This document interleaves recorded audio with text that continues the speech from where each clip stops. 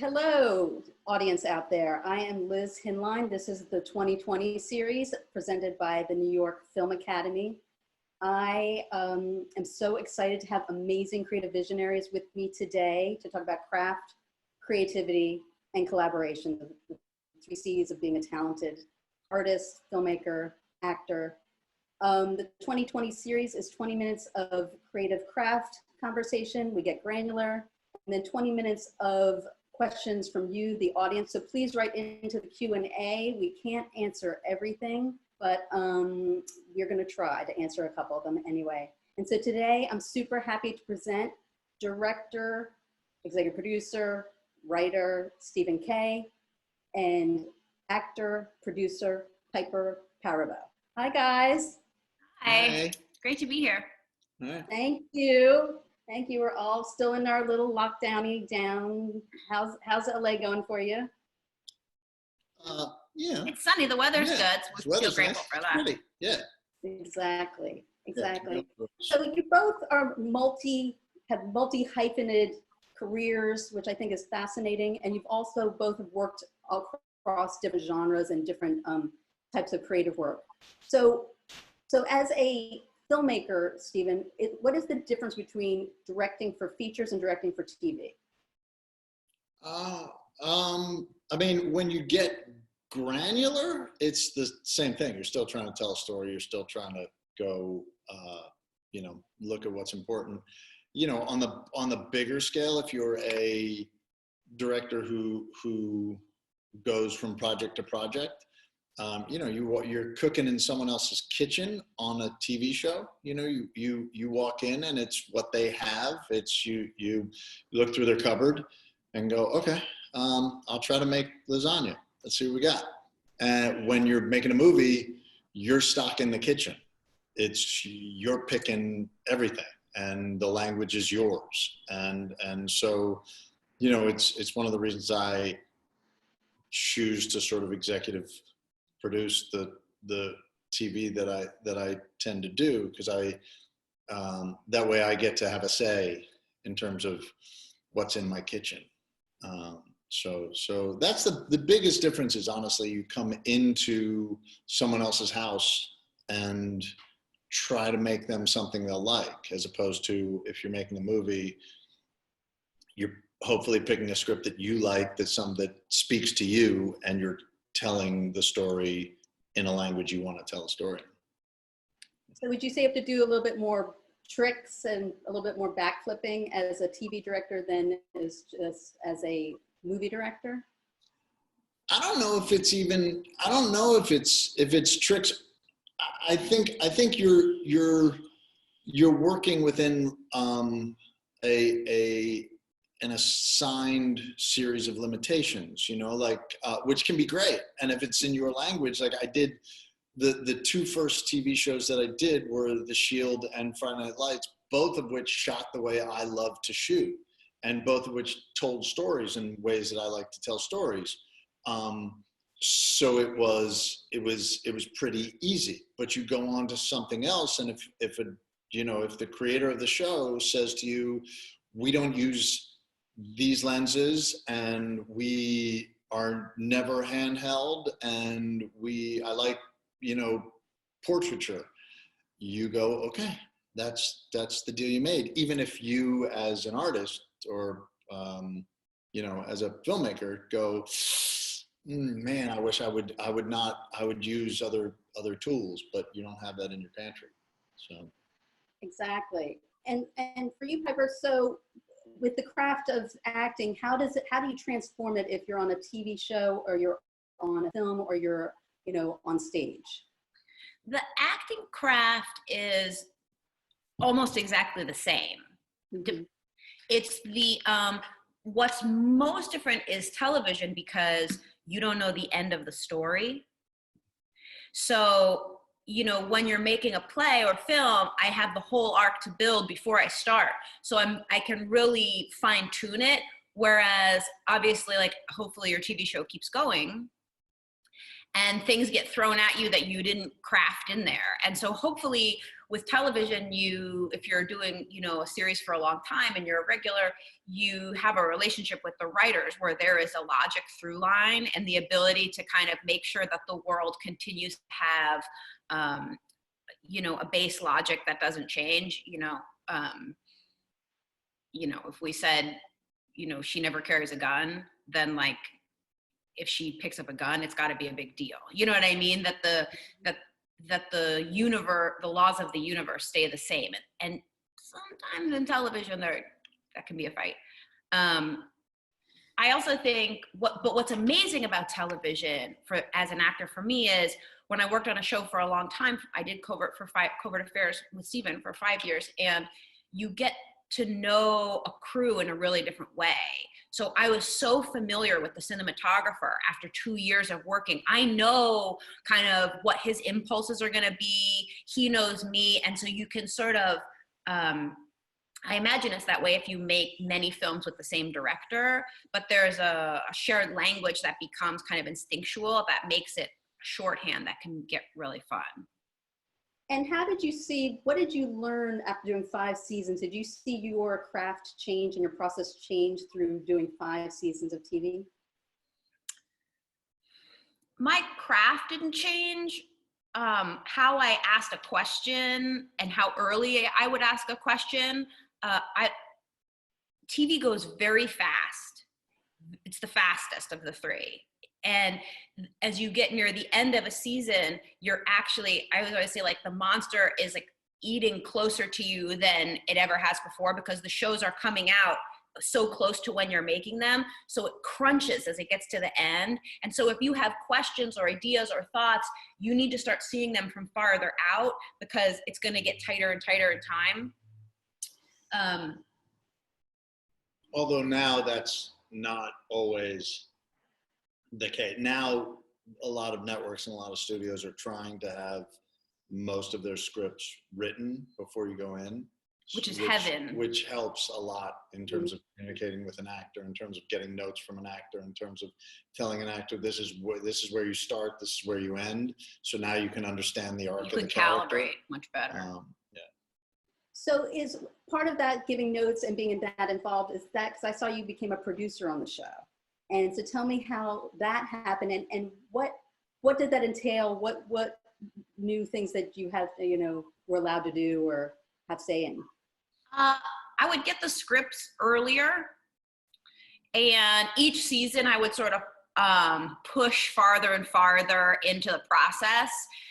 In the first season, I had never done television before as a regular. I mean, I'd done a couple of guest stars, two, I think. But I was really interested in the whole process, even back before, actors come into a thing so late and so much has already been built. And so as a producer, I could come in much earlier into the season when stories being crafted. And that's a whole dance, because writers can get proprietary or, department heads are like, what are you doing in here? So there's a whole kind of learning curve. And I think I really like it because process is sort of my favorite part of the work. And I sometimes I'm sure I did some things wrong, and my sort of enthusiasm and pushiness, I'm like, oh, what are you guys doing in here? And I want to get into it with people who are real pros who know what they're doing. So it was a real privilege to get that access. But I think I learned a lot too. Was that something that was like, and here's a gift, now you are a producer, or is that something you asked for, or how did that work? No. Can you imagine? No. That's something that you like fight for, and you make yourself indispensable, and you never stop pushing, contributing, continually underlying why it would be more useful to have you in the process in another way.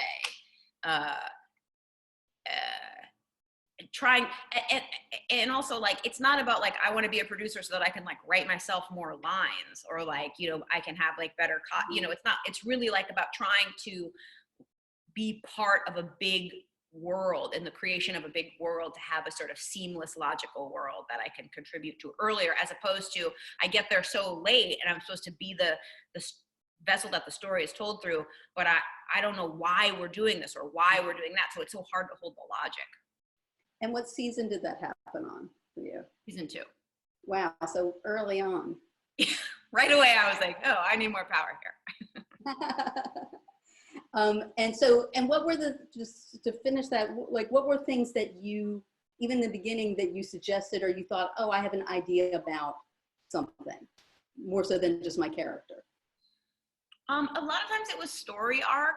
I was really interested in that story. I was really interested in casting.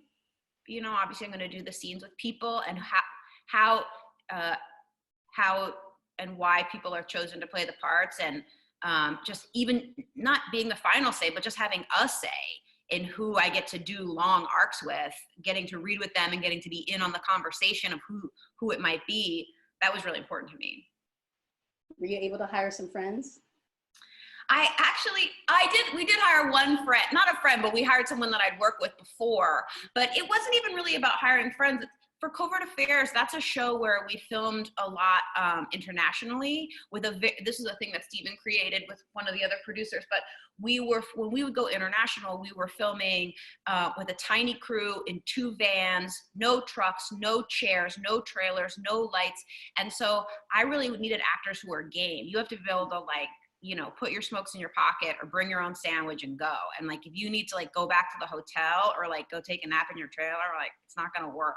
So there's no trailer. Because there's no trailer or naps. So I really needed, I needed actors who, you know, who'd come up through the ranks, who really did their homework, who were really prepared, who don't need to be babied, who can work under crazy circumstances and still come off and still be able to be true and listen and be present in the scene and not let the chaos of Venice or Hong Kong distract you, but feed you. And so you can feel that in a reading with somebody, you know, just by the fact if they're on time, you can start seeing, you know what I mean? There's a million ways to tell that someone's game.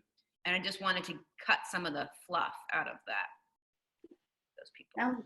A great experience. It was. Really great. So about actors, I actually wanted to ask you, Steven, since you've worked with like the icons of like Stallone and Costner and stuff like that, as a director, do you deal with them as actors differently? Do you just, how do you work with like those type of icons? I mean, I think it's like, you know, I grew up as an athlete, and you're always, you know, everybody responds to a coach a different way. And, you know, to me, it's you feel out, what a person responds to, in this, whether they're, you know, whether it's Piper or Sly, you know, everybody wants to be talked to. Everybody responds to different stimulus. So you want to talk in a way that gets you where you're going. And I had Michael Caine said the first time I was going to direct him, I walked towards him after a take to give him a note, and he held up a hand and said, "I'm a very large ship, but I require very little steering." And I went, "There you go. Okay. I'll be back.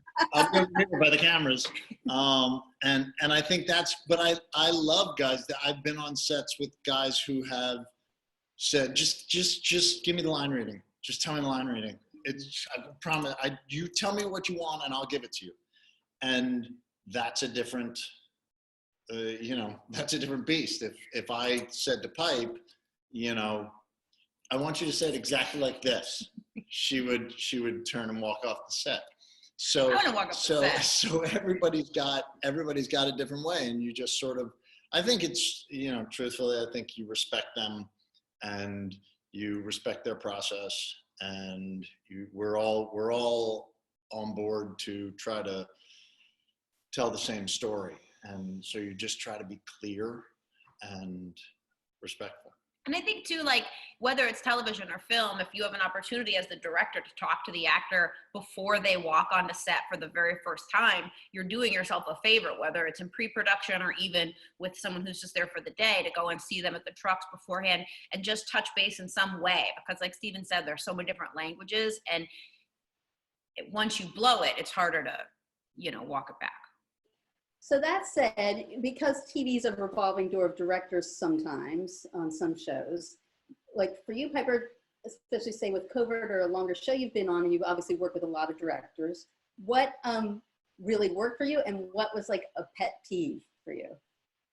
I mean, like I love a table read at the very least. Like, I mean, I like rehearsal even better, but if you don't have the time on television to do rehearsal, a table read is really helpful to get a bunch of questions out of the way. It's going to actually save you time on your shooting day, because I'm not going to ask you like, I thought I was in Germany when she had her baby. You know what I mean? Like things that are going to become a conversation don't happen on set when you're losing the light. So I really like a table read.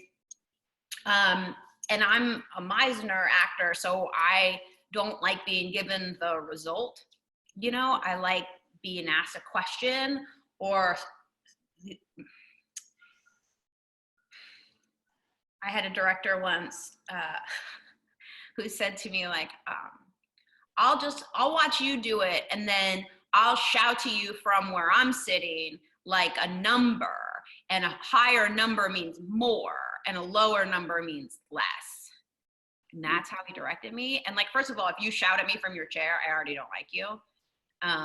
Because I consider the relationship, more intimate than that. But the numbers thing was real annoying. Yeah, that's sort of has nothing to do with the story, the script, the moment, anything. Yeah, it's like he thinks I'm his volume or something. Exactly. He was Give it to 10. he said that he would say that. Exactly. So what's something about both of your jobs that sort of a layperson wouldn't know or wouldn't appreciate? What's some sort of an insider part of? I'll say like, lay people, I mean, I'm sure like students and professionals watching this know this, but like most lay people just see the finished product and maybe like pictures from an opening. And so they think that like that's the extent of the business. Whereas if you're a student or you're working the business, it's like hours and hours of other things. If like for actors, for me, especially women still were, depending on the period, I can be 2.5 hours in the hair and makeup chair just to get the wigs, the nails, the face, all that stuff on. So, I get to work at 4:30 in the morning. So I think like people don't really, you look at like a red carpet and it seems like the glamour, but really the glamour is just a selling tool. And I also think just memorizing your lines, especially if you're getting them, scripts late or things like that. Memory, I think, is like a muscle. So the more you have to memorize, the faster and better you get at it. I say at 43, like maybe at 83, it's a real different story. But yeah, getting lines really late. It's not just the memorizing of them that's hard, but it's the jiggering the whole scene to make all those microbeat changes make sense. That's really hard. And and I need to spend time memorizing, which is kind of in my way of working on how to make the scene work again. Exactly. And Steven, what would people not appreciate, like that goes into let's say running your show Yellowstone now? I think what people don't probably, I think people think of a director or showrunner as sort of a dictator. And I think what people don't appreciate is that really, for me, and there are people who do it very differently than I do. But for me, the whole thing is a collaboration and is a dance. And that's the most complicated part of the whole thing, is getting everybody on the same page and inspired. And, I don't want to tell you to do it because I said to do it. I want us together to come to something cooler, something that's more interesting. And, I think a lot of people feel like you show up on set and you're supposed to go, you know, you stand there, put a camera here and a camera here, let's go. And there have been times I've done that, but there's also, you know, I think it's always better when, you know, you've figured out where you should go and you've figured out where you should go. And I've looked at it and talked to a DP about it. And we've talked to a gaffer about where the light's coming in. And we've talked to a grip about where we're laying track. And we've all come up together with this vision of a world. And, you know, the hope is especially in television and in film, when there's a singular voice that is able to go, that is able to communicate a vision, then the whole thing is better. And it's better when we're all in it together, as opposed to just serving. Do you shot list and or storyboard, Stephen? I do my version of a shot list. I don't like to storyboard, even frankly in an action. Like I've done huge action sequences where studios have required, you know, have said, can we look at the storyboards? And I hate it. I hate people going over to a story. I mean, it feels like a commercial to me. I don't like people walking over and going like, okay, we got that one. We got that one. Oh, we still need that frame and that frame. And then we're done. And I'm like, but we're not really done. And we kind of got that frame. We kind of covered it, even though we didn't shoot that exact frame. We kind of covered it. I just feel like the boarding is not my thing. And what I like to do in terms of a shot list is I write out sort of what I dream of, and then you show up and you throw it out.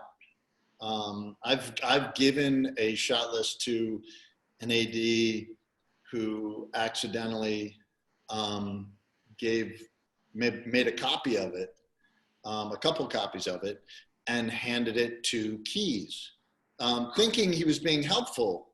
And I just went, but do you ever give it to the scripty to say, like, if I miss something, can you remind me to blah, blah, blah? I'll tell a script, I'll tell a scripty when we start almost any scene. I'll say, these three things are the most important things. And sometimes there'll be a shot. Sometimes they'll just be like, I just want to make sure that we know how much pain she's in. Right. So just if you're not feeling it, I may be running fast. If you're not feeling it, just come over and tap me on the shoulder and go, I don't think you have it. And I love that. It's when I have that relationship with the script supervisor, it's really valuable to me. It's like the secret, she or he is the secret weapon on set for me. On a TV set for me too. On a TV set, huge. Because you're going so fast, yeah. Yeah, because you can gloss through a scene and go, okay, we got it. We saw everybody, we saw the scene, we heard the words, let's go. And scripty knows like things like where you were. Yeah, like when we left the police office, the police station, what time was it? How long ago was that? Like they know the world so densely. Yeah.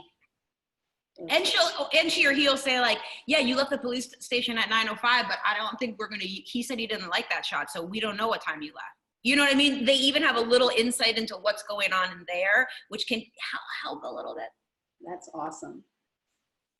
Okay, there's questions from the crowd there. So from Cricket, I don't know where Cricket is, but hi, I'm a Covert Affairs super fan. Piper, can you talk about how you prepared for your role, which required action as well as intense emotion? Thanks for watching. That's so nice.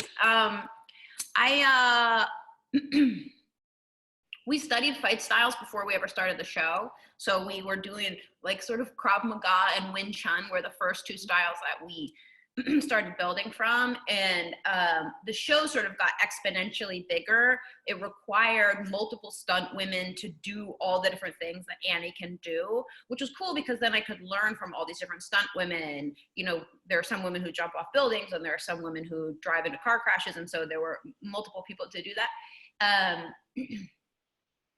and also there was a lot of language prep because Annie speaks like 24 languages. And so what we were very fortunate to film in Toronto, which is the most ethnically diverse city in North America. So we could get native speakers to help me make sure like that the melodies of the language was correct.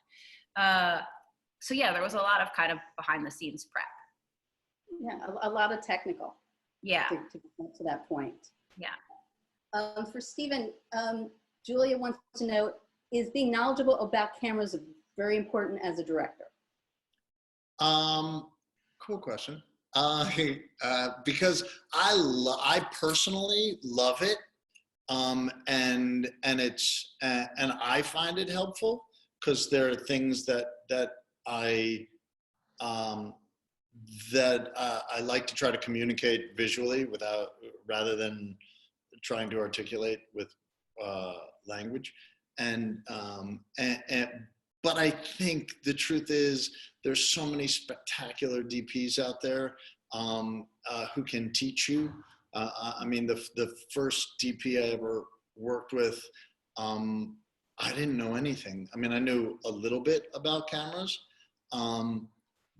but he taught me the first two. I met a woman in film school who I adored and thought was the coolest, still think is super cool. And she taught me a ton about cameras. And then the DP on my first movie just sort of became actually he knew Pellington. He shot Mark's movies too. And Bobby is a really special guy and if you want to learn about cameras, stay close and you can learn a ton. Talk to everyone, watch what glass they're putting on, for what, and watch a bunch of movies and you can see, I mean, we do it when we sit watching movies. You can see the difference between this scene and this scene is just a lens choice. That's all it is. And I think it's helpful. I don't think it's necessary, but I think it's helpful if you're interested. Totally. This is a provocative one. What are some mistakes you've made earlier in your careers that you learned from?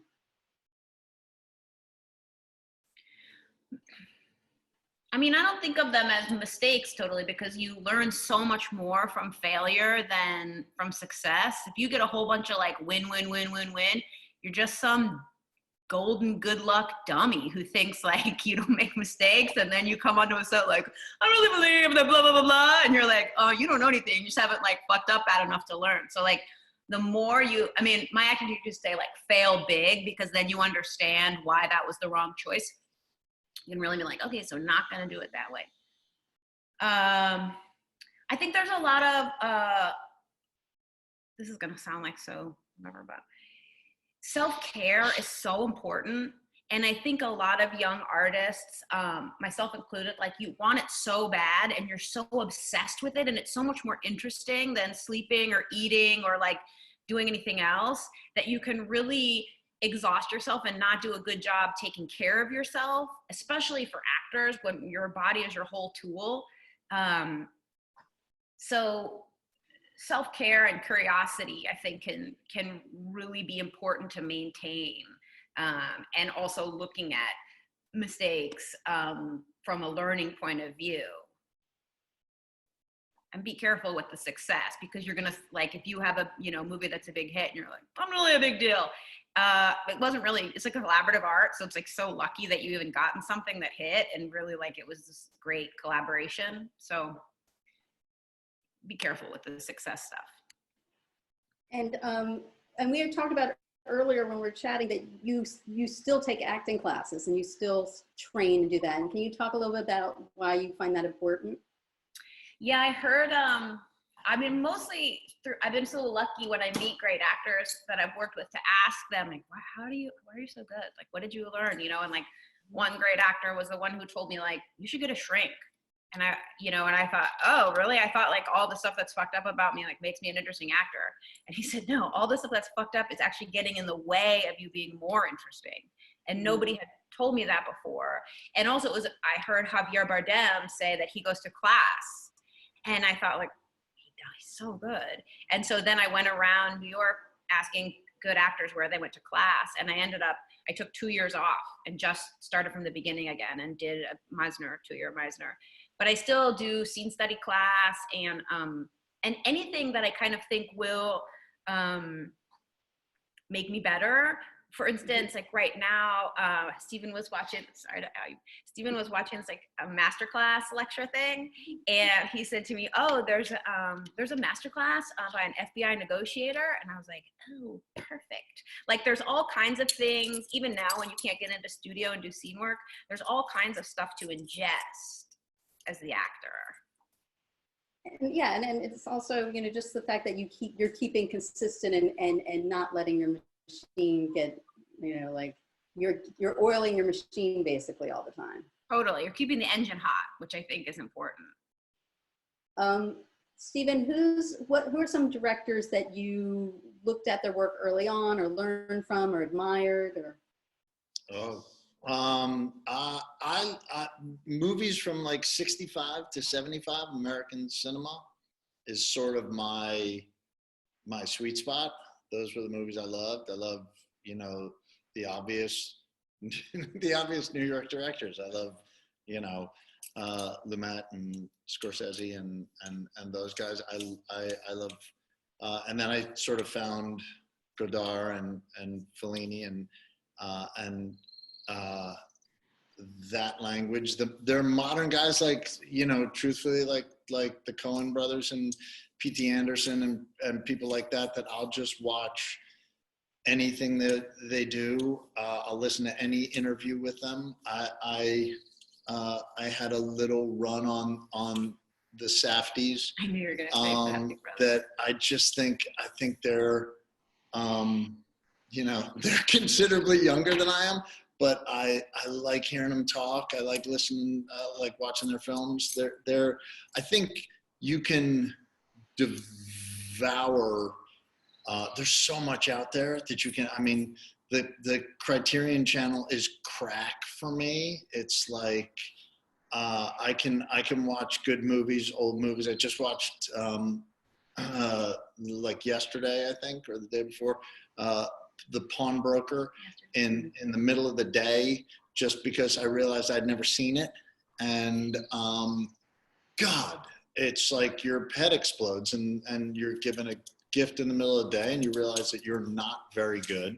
and you just need to clearly need to work harder and study more. So, yeah. And would you say that you have a visual style, or is there, like, visually, are there things that you're more attracted to? For sure. Yeah. I mean, I'm not like, I love, I respond more to the language of Cassavetes, you know, Fosse films. I love, I like romantic realism. I like it in photography. I like it in cinematography. I like things that are a little bit heightened real. It's just, and I just started. I always liked long lenses. I always like, you know, playing on long zooms. And over the last like 2-3 years, I've started falling in love with crazy wide lenses, and it gives me a new place now. Now I get to go, you know, what's that look like on an 8? You know, so it's yeah. I think your visual language changes as the more you watch, the more you go, oh, that's beautiful. You know. Exactly. So from Mo, since you don't like storyboards, what's your approach for a shoot, and how do you communicate your thoughts efficiently? Mo's a studio exec who's like super. Yeah, exactly. I was going, what's your approach? I was like, I'm ready to see you in my office. Yeah. Mo just fired. Mo Warner wants to know. Just kidding. You know, It helps. This is when it helps to know lenses and things like that, because I can walk over and go, you know what? Will you do me a favor? Just let's put a $1.50 here and a 50 here, and then I try not to be at the monitors, and I try to have if I need a monitor, I'll put it here. I like to just use the ride along that's on somebody else's camera, and I'll get right in their ear and just sort of go, will you tilt down when she goes for that to pick that up, and or don't center punch, and by the time we've shot half a day, I usually have everybody is speaking the same language, and I can just say crush in a little bit, and Do you they'll say know like what I mean films by to a people? close up. I'll use like in prep. I'll use film references. I'll use, especially with the DP. I'll show like we were shooting a huge field burning on Yellowstone, and so we went and I was like, let's just look at Days of Heaven. Let's just rip it the hell off. There's not going to be a prettier one, and we're not going to be able to actually burn the whole field. Well, at least then everybody can say like, remember, like you're at least talking from the same dictionary. Well, and you can say, I want, what's special to me about that frame is see the embers, see how the fire's in the distance and the smoke is in the foreground. That's the language, and they're in between, and so everybody can sort of get on. Okay, these are what's important. So that's how we try to communicate. And then you go, oh, fuck, that was nothing like what I wanted. Okay, let's try something else. Are there genres that you guys want to try out? Like, have you done horror, Piper? I've done elements of horror, and I like it because the stakes are high, and I like it because I like when a character who doesn't believe in something is encountered with that, like in a sudden moment when the stakes are high. That's always a super fun thing to play, and that happens in horror. So I think, like with anything, it's a story that I want to tell, and I almost don't care about the genre.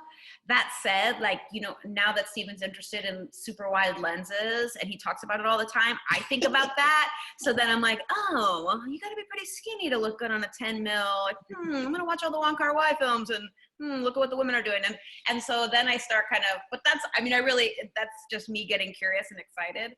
I think also, obviously like when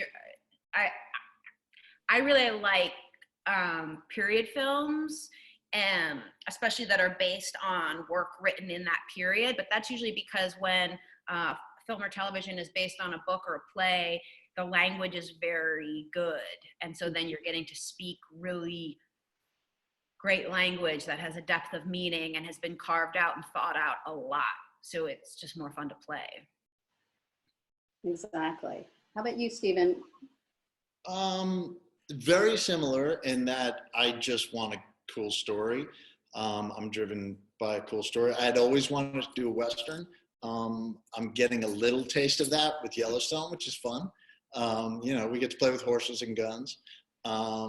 And I just wrote a thing that I'm working on with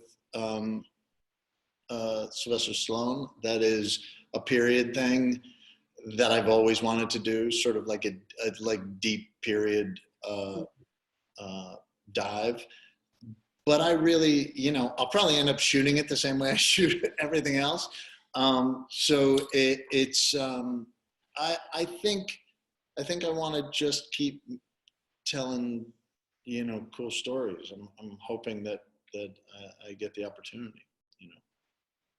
And finally, can you guys, this is from Ben, it's a great question. Can you guys recommend any particular books or resources that would be a go-to? You already mentioned the Criteria collection, Criterion collection. Is there, what for like acting books and we were talking about books before also, Steven. I really like books. It's hard to read a book on how to act because that's not really how we do it. You can look at script analysis, but I think what can be useful is like, reading the biographies of actors that you're really interested in, because they're going to talk about how they were working on the problem. You know, when an autobiography by an actor that you like how the work's coming out is going to give you a lot. First of all, you're just going to like it because you're like, oh, I've seen all these movies. But then they're usually talking about how they're problem solving. And so that to me is the most useful. Yeah, I think any of those that where they have like, I like, they have the On series that like there's a whole mess of paperbacks like Scorsese on Scorsese and stuff like that, that you hear them where the person is telling the story of their journey, and it's not about like, you know, well, I studied with blah, or I you know, grew up here. They're talking about like, this was what happened on the day that we were on the set shooting this thing, and there's something about that. I love that book. Okay. There's it's a weird, I have a whole I love like all, you know, art books, photography books, just, you know, I collect them like they're, you know, candy.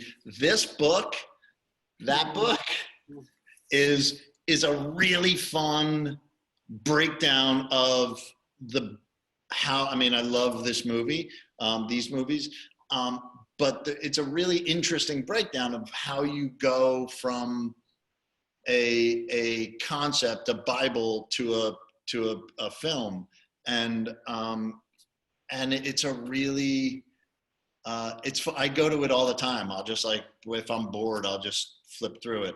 I think. And I think, you know, in our business, it's best, I hate to say it because I love books, but it's best to watch movies. And the reason the Criterion Channel and things like that are for me great is like, you can watch Seven Samurai and listen and watch it with the commentary of a professor who's saying, you know, Kurosawa looks, if you notice, there's leaves blowing across because wind symbolizes change in his films, and you go, wait, wind is cool, I want to use wind. And that's like, well, it's the concept of also like steal like an artist, which means don't plagiarize, but take from everybody, take a little bit from everybody. Yeah, commentary with actors I think is good too, when you can listen to that, because a lot of actors, makes me actually kind of think I should go see if certain films have commentary on, because they're never going to tell you what they're doing, you know, and their interviews are real high walls, and they're not going to talk about process, but somehow sitting with their director that they love, getting into that zone of like sitting in the screen room in the dark, you will get little bits. Like, it takes some digging, but you'll hear it. Well, guys, this was amazing and delightful, and we're coming to an end. Yeah, so thanks for having us. Thanks for having us. Thank you guys so much. Stay healthy. Thank you guys for tuning in to the 2020 presented by New York Film Academy, where we believe in creativity, craft, and collaboration. And next week we have Marco Siega, who is an amazing TV director, and see you then.